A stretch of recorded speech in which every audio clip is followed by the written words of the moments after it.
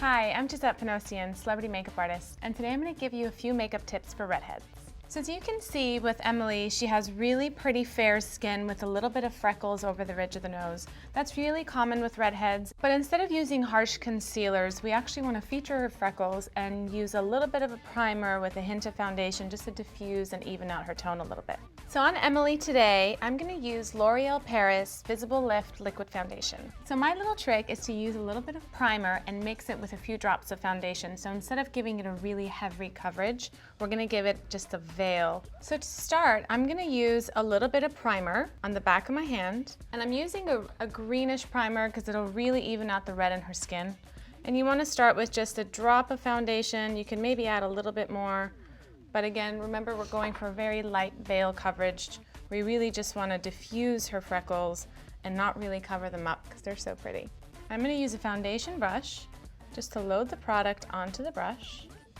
And you want to start with the center of the skin and just buff it out. And again, we don't want to conceal her freckles.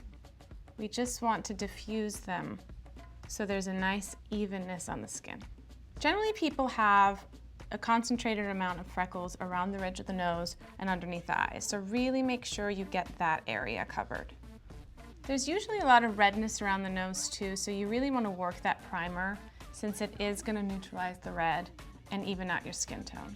Make sure you get the eyelids as well because generally a lot of redheads have a lot of pinks and purples on their eyelids, and you want to make sure to neutralize that and give yourself a nice canvas if you're going to apply eyeshadows or powders or anything.